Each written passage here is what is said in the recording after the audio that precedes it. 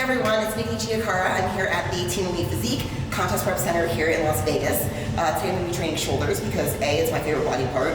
B, I can only train it twice a month because of sizing purposes. I can't outgrow my division. I train my shoulders in a very specific way right now simply because I'm in the maintenance phase. So I don't need them to grow anymore. I don't need them to shrink. I really don't need anything to change about them except to keep them at their size. So right now I do a 3-2-1, which is a 3-part medial delt, 2-part rear delt, and a 1-part anterior delt. And that's how I keep my shoulders in shape, if you will. So not everybody's going to train this way simply because not everybody's in a maintenance phase and everybody has different shoulders, shapes, imbalances, protraction, retraction, etc. So train the way that you know how, and if you want to take a look, come join me.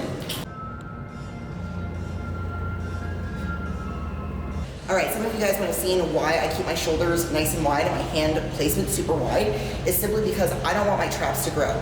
My traps are overactive as it is, just from regular life, doing things, training, etc. So for me, keeping my shoulders nice and wide, and my hand placement rather, all the way up and all the way back down is going to keep my traps from overacting and keep it solely in my shoulders. This is another way of reducing the weight that I'm adding to my joints. So if I'm in a cutting phase, I don't want to stress my joints, this helps me preserve my joints for the long run. Alright, so the next exercise I'm going to do after my shoulder warm-up is standing lateral raises. So, in order to execute these properly, you don't want to load your elbows with a straight arm. You want to have a slight bend, and you almost want to lead with your elbows. So when you're coming up, you're leading with your elbows rather than leading with your hands. That's going to keep the joint, the glenohumeral joint, way more intact and way more in a better place. Alright, so next up we're going to be doing a superset of machine reverse flies into bent over reverse flies using dumbbells. First thing I like to talk about here is seat placement. So many people who have their seat in the wrong spot, and it can really affect the way that you're doing reverse flies. If our hands are too high, we're now getting into the trap region. If our hands are too low, we're now getting into our lat region. So, sitting onto the chair, the seat rather, when I first come in here, I could probably work with this angle. I would like it to be a little bit more, just a little bit less high. Only because, again, my traps are overactive, and I want to make sure to avoid that. From here, you want to make sure that your sternum or your breastbone is against the pad as you exhale away, keeping the tension on the rear delt the entire time without letting it slam back to its home position.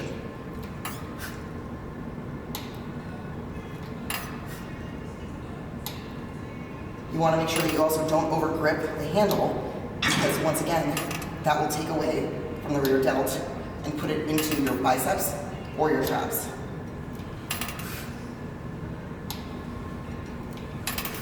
So for rear delt flies, I always go a little bit lighter simply because this superset is really taxing to your rear delts. So just go lighter, like don't ego lift, it's totally fine. Here I'm going to be placing my head onto an incline bench simply because I want to make sure I don't use my traps. As the common theme here, I'm trying to avoid my neck at all costs. So, grabbing onto my dumbbells, head onto my bench. Now I'm deactivating my traps in this movement. From here, same movement as the machine, just a little bit different as far as the angle.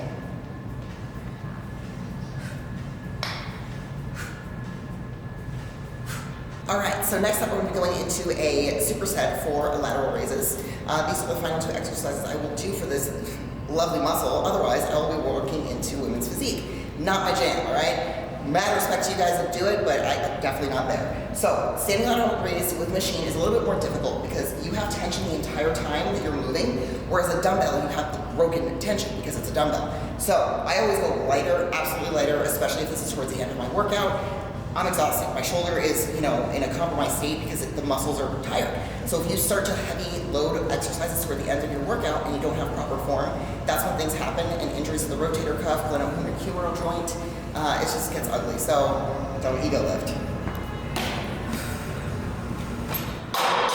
Alright, so for part 2 of the superset, I'm going into angled lateral raises on the bench. This is one of my absolute favorites. I learned this from my former coach, and it's just an exercise that I love. I feel it every part of my shoulder. Obviously, the main part, my medial delt, or the side part of my shoulder. And if you guys don't know, your shoulder is broken into 3 parts, right? We have the anterior, we have the medial, we have the posterior delt. So all anatomy terms, I know you probably don't need to know this, but it doesn't hurt. Angled bench, you want to kind of have it at like a 45-degree angle. You also want to go lighter with your weight, simply because, again, you're putting your shoulder into a compromised position and you don't want to overload that joint. From here, you slide all the way down your bench. I generally hold on here or keep my arm all the way down to the ground.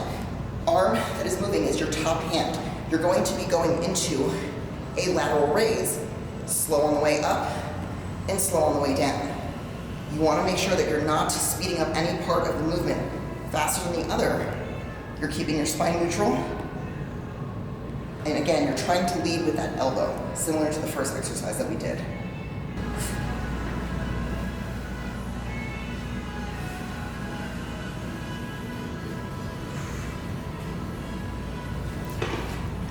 The other thing you want to note is if you are doing these, you can start your sets with the opposite arm so that you're not tiring out the same arm every single time you do these. So I started with my right this time. My next set, I would start with my left.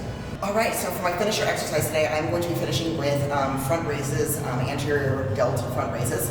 I'm going to be doing them in like what a V pattern, so directly in front and then slightly away from myself. And each one of those reps is considered one. And I'm going to be going for a set of 7 or 14 reps in total. Slow up and slow on the way down is the method for this.